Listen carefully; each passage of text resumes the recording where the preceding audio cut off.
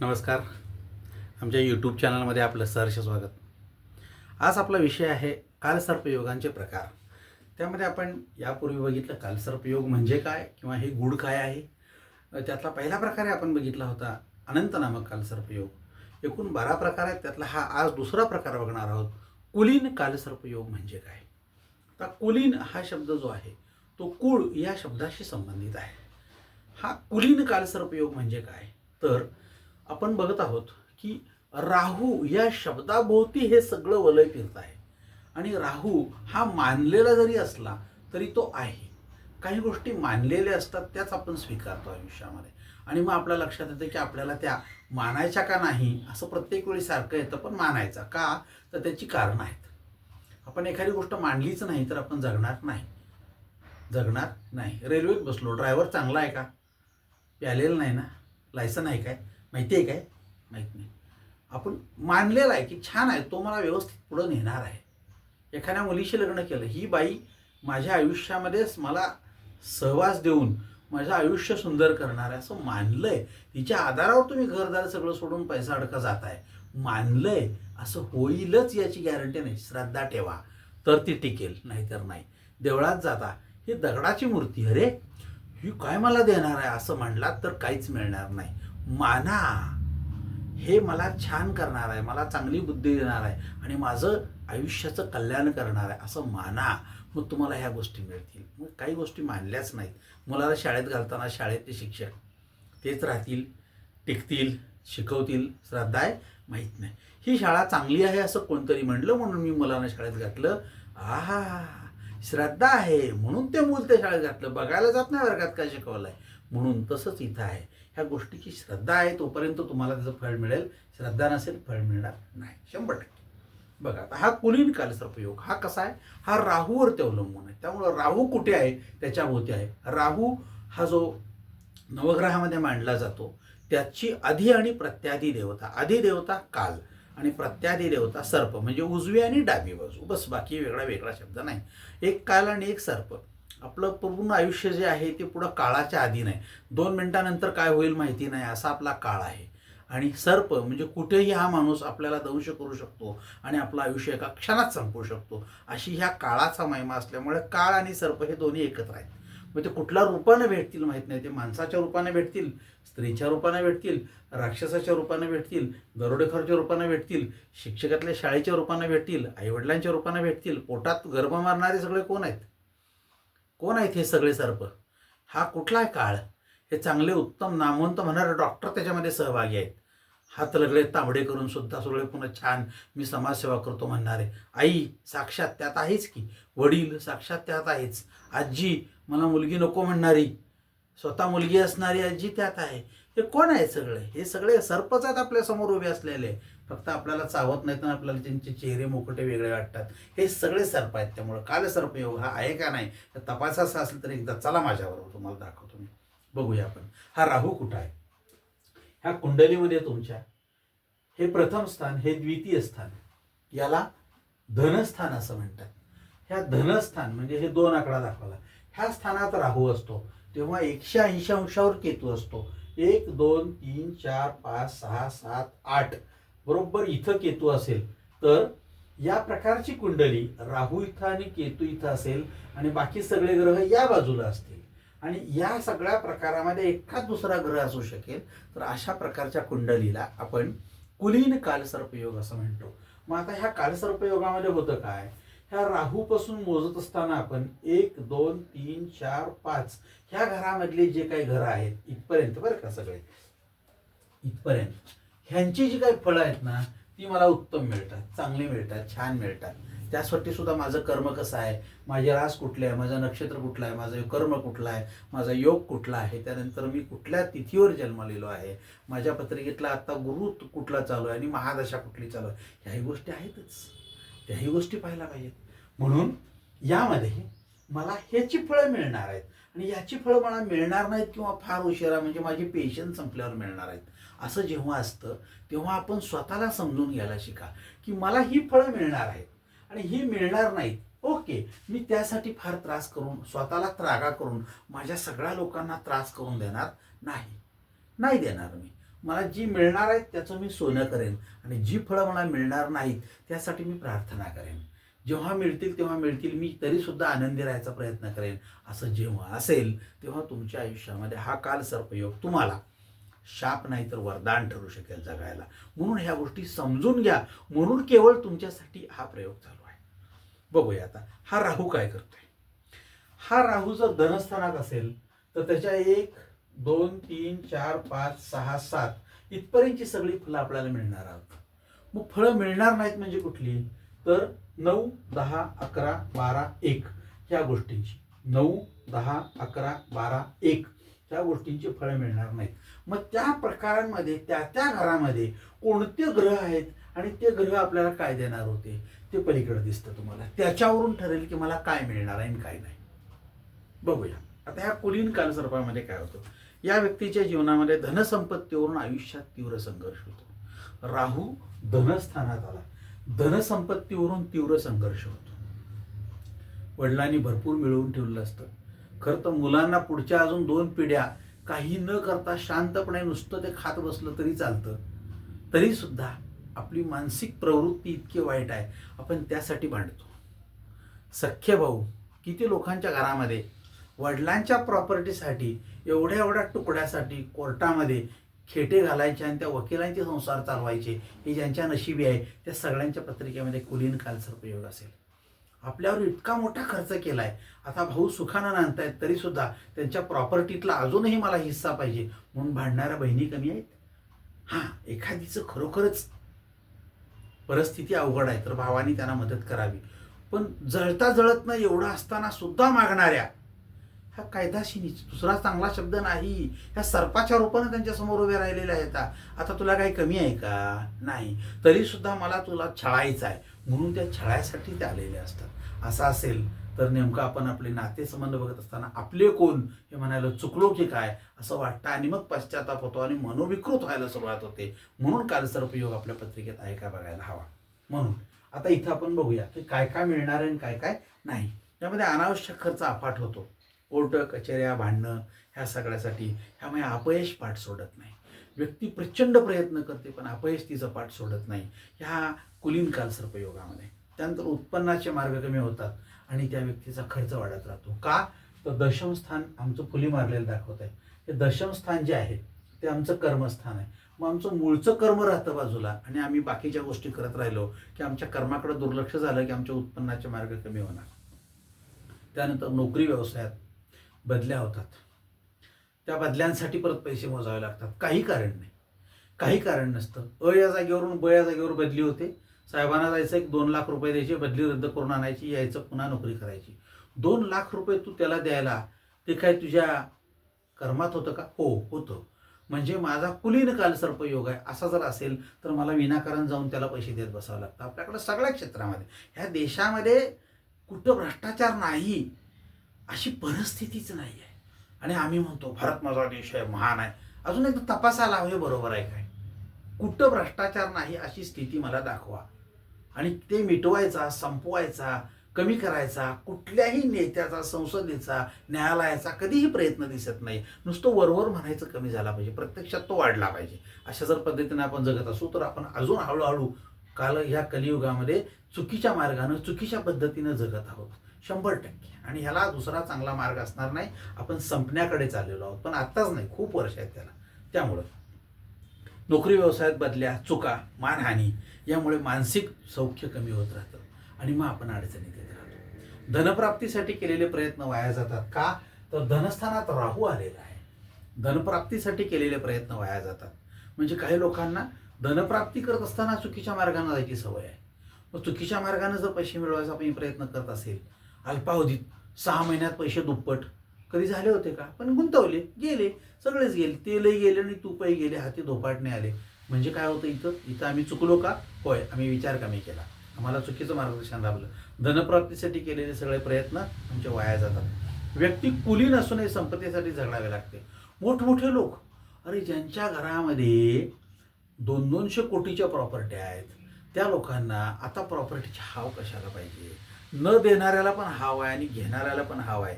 तर व्यवस्थितपणे आपण जर वाटली तर नाही, त्यांचेच वाद जास्त आहेत. जी प्रॉपर्टी तुम्हाला ह्या आयुष्यामध्ये बुटाला अत्तर लावलं तरीसुद्धा जगण्यासाठी पुरेशी आहे, तरीसुद्धा ह्यांच्याकडे वाद आहेत. असं जर बघितलं आपण तर हा कालसर्पयोग त्यांच्या आयुष्यामध्ये सर्प बनवून तयार राहतो आणि त्यांना छळतो, त्यांना जगू देत नाही, मानसिकदृष्ट्या तर नाहीच नाही. आणि मग असं जर बघितलं तर हे असं का होतं याची कारणही आहे. व्यक्ती कुली नसूनही संपत्तीसाठी झगडावे लागते, तर ते नुसतं नाही, साधं नाही. इथले नाहीत कोर्ट, हायकोर्टापर्यंत भांडत जातात. शेवटी निकाल होऊन जरी समजा दिलं त्यांनी, तरी मग खून, मारामाऱ्या, दरोडे ह्यांच्यामध्ये एकमेकांची खून करणे, भावाने भावाला गोळ्या घातलेल्या, भावाने भावाचा खून केला, भावाने भावासाठी घरं पेटवली, किती प्रकार आपल्याला बघायला मिळतात. आम्ही आमचं म्हणावं आणि भारत माझा देश आहे म्हणायला चाललो आम्ही. आमची लोक आमची आहेत का नाही आम्हाला अजून कळालेलं नाही आयुष्यात सगळ्या. हा प्रकार बघितला तर कुलीन कालसर्पयोग हे सगळं करून आणतो असं म्हणलं जातं. त्यानंतर विश्वासघाताने व्यक्तीला अडचणीत आणले जाते. आपलेच लोक असतात, विश्वासघाताने त्याला जवळ घेतात, सगळ्या गोष्टी करायला लावतात, पुढं करतात आणि अडचणी आणतात आणि अडचणीत आला की मग त्याची मजा बघत बसतात. हा सगळा प्रकार बघितला तर नुसतं त्याचं एवढंच नव्हे तर त्याच्या बाकीच्याही गोष्टी काय वेळेला बघायला हव्यात.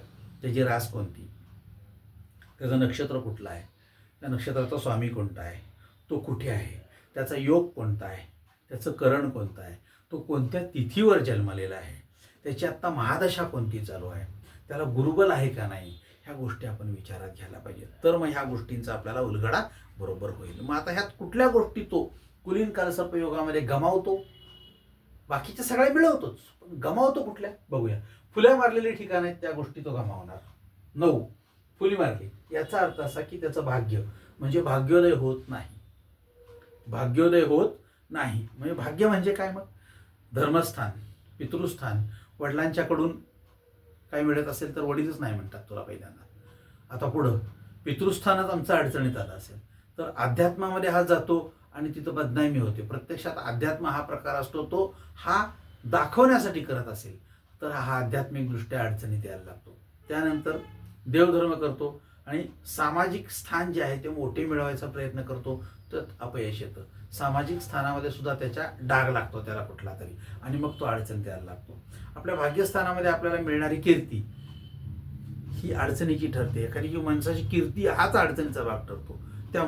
त्यानंतर व्यक्तीचा भाग्योदय आणि भाग्योदय असणारं दर्शन ह्या दोन्ही गोष्टी अडचणीत ठरतात. ज्या व्यक्तीचा भाग्योदय व्हायला पाहिजे तेव्हा जर झाला नाही किंवा गृहीत धरा की भाग्योदयच 48 वर्षे असेल आणि ह्याने 20व्या वर्षी प्रयत्न केला तर 20 ते 48च्या दरम्यानचा काळ असतो तो ह्याचा हा नुसता डम्पिंग काळ असतो. हा प्रयत्न करतो आणि परत येतो, काही होत नाही. काहीच होत नसेल तर आपण हे का करतो हे त्याला शेवटपर्यंत कळत नाही. पण करणारी माणसं आहेत, कित्येक माणसं आहेत आयुष्यामध्ये घरदार सगळं ह्या समाजासाठी घालवलं, समाजसेवा केली आणि समाजानं त्यांच्या काहीही करायची किंमत ठेवलेली नाही. असं जर झालं असेल तर आपण म्हणतो की भाग्य काय.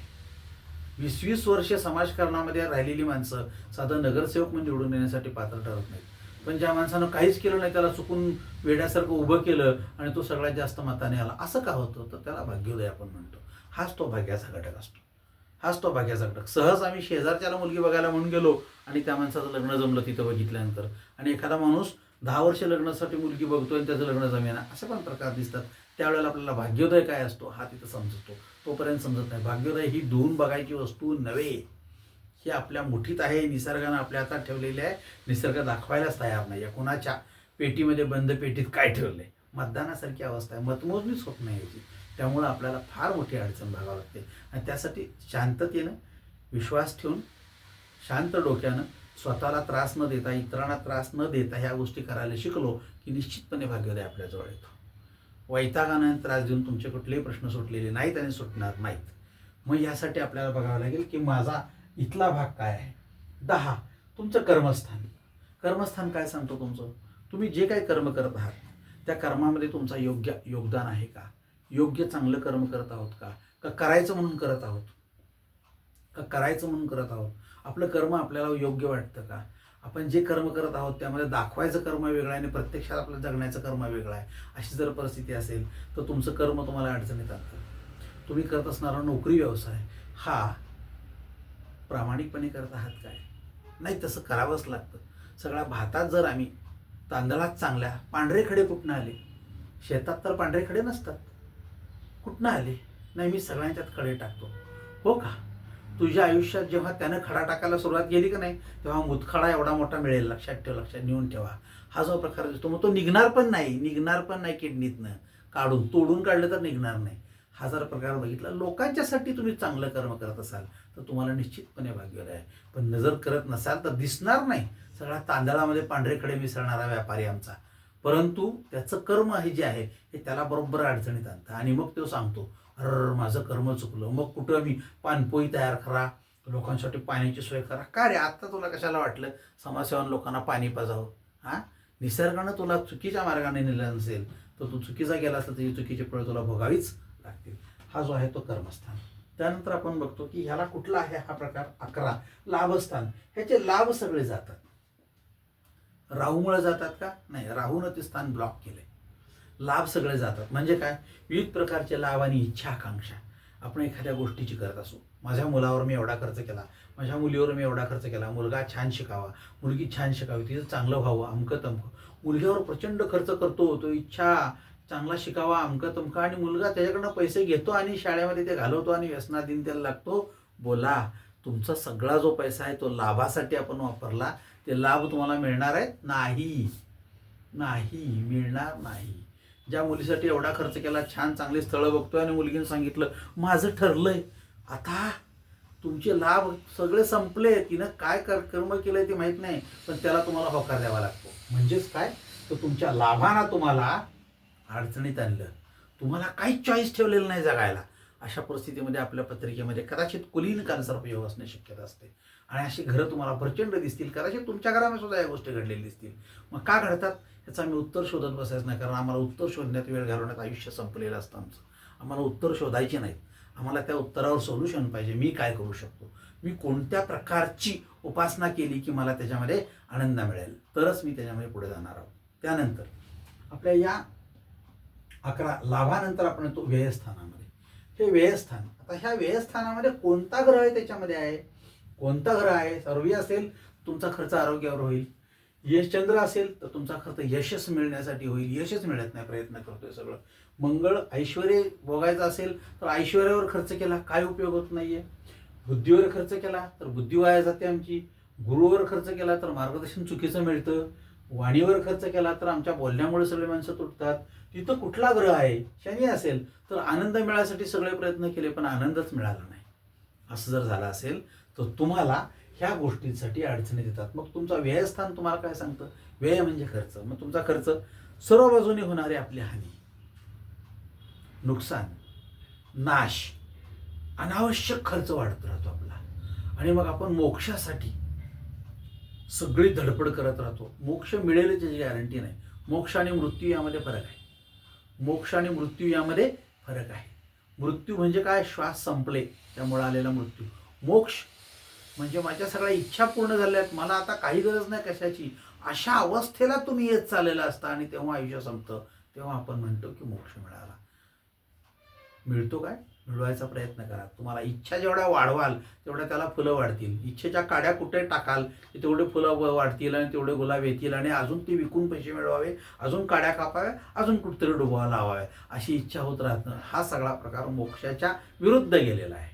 म्हणून मोक्ष मिळवायचा का नाही? मिळवायचा, पण इच्छा वाढवून मिळवायचा नाही. इच्छा कमी करायचा प्रयत्न करायचा. माझ्या गरजा कमीत कमी ठेवल्या तर मला निश्चितपणे मोक्ष आहे. पण माझ्या मी गरजा जर सगळ्या वाढवत राहिलो तर तुम्ही निश्चितपणे मोक्षापासून दूर राहता. आता ह्या सगळ्यामध्ये गूढ विद्येकडे ओढा असतो. हा एक फार मोठा प्रकार या कुलीन कालसर्पयोगामध्ये होतो. म्हणजे काय? गूढ विद्या जी मला माहिती नाही. भूत, खेत, प्रेत, पिशाच यासाठी लोक खर्च करतात. यासाठी लोक विचित्र काय सगळे ते लोक आणून त्यांच्याकडून काय काय करून घेतात. त्यासाठी कुठल्या पुड्या, लिंबू, बकरी, कोंबडी, हा सगळा प्रकार यासाठी चाललेला असतो. आणि मग ह्या सगळ्यामध्ये होतं काय? तुमचा सगळा वेळ होतो खर्च आणि मानसिकदृष्ट्या भ्रष्टता येते. प्रत्यक्षात त्या माणसाला काहीही प्राप्त होत नाही. ही वस्तुस्थिती आहे. त्यानंतर त्या लोकांना काय करता येतं? तर मग हळूहळू काय होतं? आपल्या अधिकाराचा आपल्याला काय व्हायला लागतो? तर त्याग करावा लागतो. आपल्याला मिळणारा अधिकार त्याग करतो आपण. नको मला हे, आता हे मला हे सगळं सोडायचं आहे, हे नको, मला कंटाळा आलाय असं म्हणतो आपण. पण पाच सुटत नाही.